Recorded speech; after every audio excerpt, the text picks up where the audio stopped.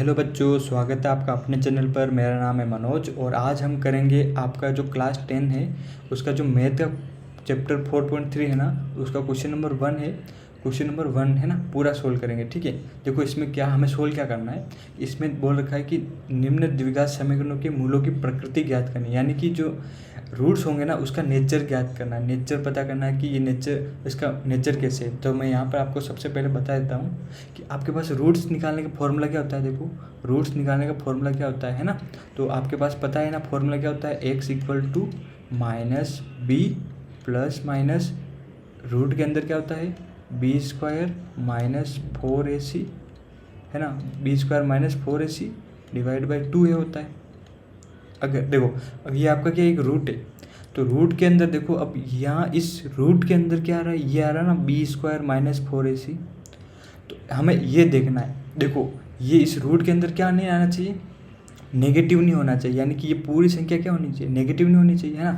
तो यानी कि ये अगर ये पूरी बी स्क्वायर माइनस 4ac क्या बना, बी स्क्वायर माइनस 4ac है, वो क्या होना चाहिए हमारे पास, एक तो जीरो से बड़ा होना चाहिए। अगर ये जीरो से बड़ा हुआ, ठीक है, तो इसके अंदर मतलब कि रूट के अंदर कोई वैल्यू आएगी, तो रूट के अंदर वैल्यू आएगी तो हम एक बार यहाँ क्या रखेंगे, प्लस रखेंगे, एक बार माइनस रखेंगे, तो हमारे पास दो अलग अलग वैल्यू आएगी इस पूरे की, है ना। तो अगर जैसे बी स्क्वायर माइनस 4ac आपका बड़ा है जीरो से, तो हम क्या लिखेंगे कि जो दो भिन्न वास्तविक मूल होंगे, वास्तविक मूल होंगे एक तो, और दो अलग अलग यानी कि अलग अलग रूट्स होंगे, ठीक है, और रियल रूट्स होंगे। तो आपको पहली कंडीशन समझ में आ गई, ठीक है। अब दूसरी क्या है, अब अगर ये बी स्क्वायर माइनस 4ac यानी कि ये बी स्क्वायर माइनस 4ac अगर ज़ीरो के बराबर हो जाए, तो बताओ इसके अंदर कुछ बचेगा रूट के अंदर, नहीं। तो ये तो टर्म गायब हो गई ना, तो हमारे पास रूट क्या बचेगा, बस माइनस बी डिवाइड बाई 2 है। यहाँ प्लस माइनस जीरो का तो मतलब ही नहीं, तो हमारे पास केवल एक वैल्यू आएगी, है ना। तो अगर इसके जीरो की इस बी स्क्वायर माइनस 4ac की वैल्यू अगर जीरो के बराबर आए, तो इसका मतलब क्या है कि हमारे पास टू इक्वल रियल रूट्स है, यानी कि दो बराबर वास्तविक मूल होंगे। बराबर यानी कि पहला मूल भी यही होगा, दूसरा रूट भी यही होगा, पहला रूट भी यही होगा, ठीक है। तो ये क्या हो गया, दो इक्वल रियल रूट्स, है ना, टू इक्वल रियल रूट्स। तो हमारे पास दूसरी कंडीशन हो गई।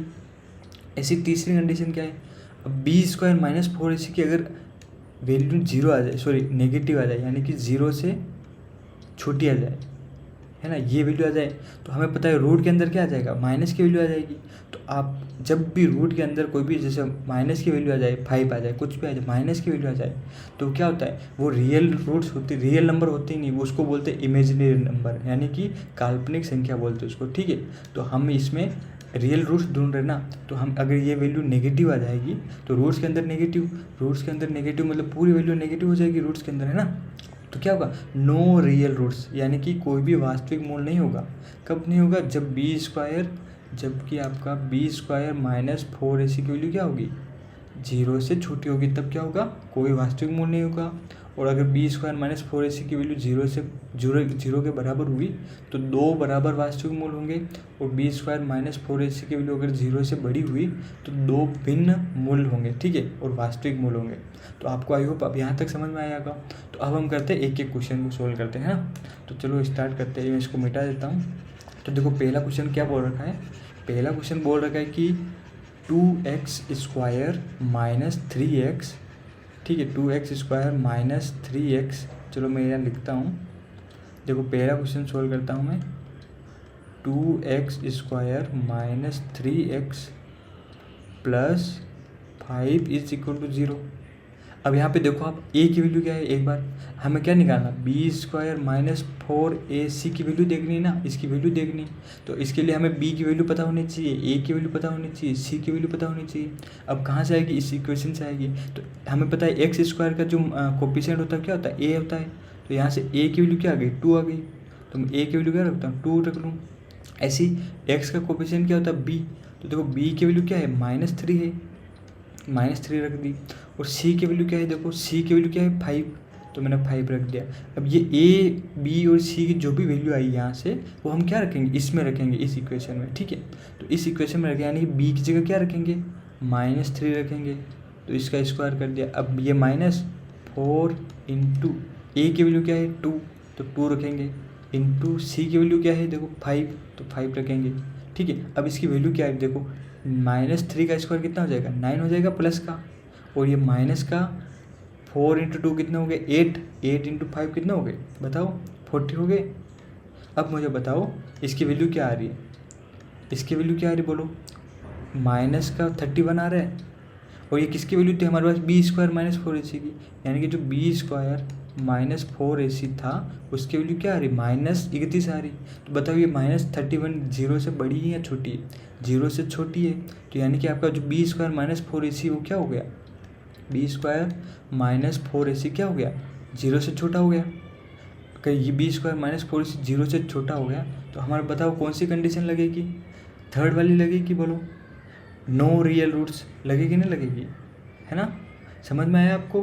तो हमारे पास क्या आ जाएगा, इसका जो पहला का आंसर आ जाएगा क्या लिख लेंगे हम, नो रियल रूट्स। ठीक है, ये आपके क्या हो जाएगा पहले का आंसर हो जाएगा। ऐसे हम क्या करें, अब सेकंड क्वेश्चन करते हैं, चलो सेकंड करते हैं ना, बहुत इजी है ना, समझ में आया आपको पहला। तो देखो 3x² माइनस 4√3x प्लस 4 = 0, है ना। अब यहाँ से देखो a की वैल्यू क्या है, a की वैल्यू आपको मैंने बताई क्या होती है, x² का मल्टीप्लाई गुणन, तो a की वैल्यू क्या आ गई 3 आ गई, और b की वैल्यू कितनी आएगी आपके पास, b की वैल्यू आएगी कितनी -4√3, और c की वैल्यू कितनी आ जाएगी आपके पास 4 आ जाएगी। अब ये उसी फॉर्मूले में रख दो, किसमें, b² माइनस 4ac, है ना, = देखो अब ये देखो क्या रखेंगे हम, b² की जगह क्या रखेंगे, देखो b² यहाँ ही रख देता, b क्या है आपका -4, तो -4√3 का स्क्वायर माइनस ये 4 एज इट इज लिखेंगे इंटू इस a की जगह क्या रखेंगे 3 रखेंगे, 3 रख दिया। अभी c की जगह क्या रखेंगे 4 रखेंगे, रख दिया, है ना। तो अब देखो यहाँ पर देखो आप इसको सोल्व कैसे करोगे, यानी इसका स्क्वायर है, यानी आप देखो ये माइनस माइनस का तो प्लस का हो जाएगा, है ना। और अब देखो 4 का स्क्वायर कितना हो जाएगा, 4 का हो जाएगा, ऐसे लिख सकता हूँ ना 4 × 4 √3 × √3, है ना, ऐसे लिख सकता हूँ, इसको स्क्वायर है तो मैं इसको क्या हो जाएगा देखो 4 × 4 तो कितना हो जाएगा 16 हो जाएगा, इंटू √3 × √3 कितना हो जाएगा 3 हो जाएगा, तो हमारे पास ये आ जाएगा। तो मैं इसको मैं क्या लिख लूँ, यहाँ से देखो मैं क्या लिख लूँ 13 × 16 × 3 कितना हो गया 48, माइनस देखो ये कितना हो जाएगा 4 × 4 16, 16 × 3 कितना हो जाएगा, ये भी 48 आ जाएगा।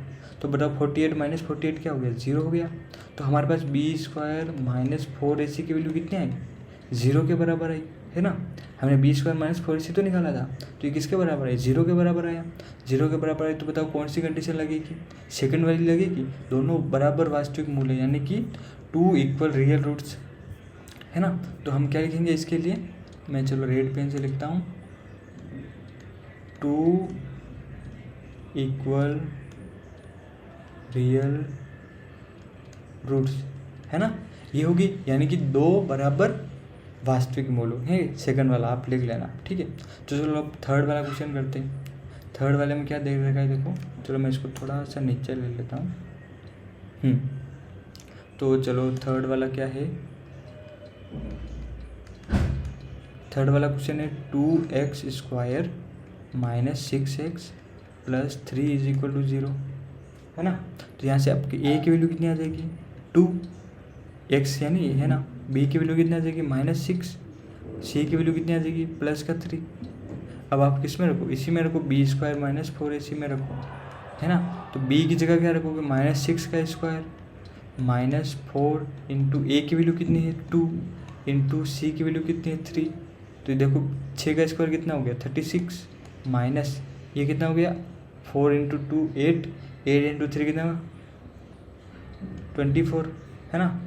देखो 36 - 24 कितना हो गया आपके पास 6 और 6 12, तो हमारे पास क्या 12 का आ गया, प्लस का आ गया। तो देखो ये हमारी वैल्यू क्या आई प्लस की आई ना, तो मतलब कि b² माइनस 4ac है ना, वो क्या हो गया आपका 0 से बड़ा हो गया, है ना। तो देखो ये कौन सी कंडीशन 0 से बड़ा, मतलब कौन सी कंडीशन फर्स्ट वाली, 2 अलग अलग रियल रूट्स होंगे, है ना, 2 भिन्न वास्तविक मूल होंगे। तो आप ये लिख लोगे, है ना। तो हमारे पास तीनों क्वेश्चन सोल्व हो गए। आप उसको वापस देख लेना अगर समझ में नहीं आया तो, है ना। तो चलो, आई होप आपको वीडियो अच्छा लगा होगा, और वीडियो को लाइक कर देना, चैनल को सब्सक्राइब ज़रूर कर देना, है ना। आपका एक सब्सक्राइब मुझे मोटिवेट करता है और वीडियो वापस अच्छे से पढ़ाने का मन करता है, ठीक है। तो चलो मिलते हैं नेक्स्ट वीडियो, तब तक के लिए बाय बाय।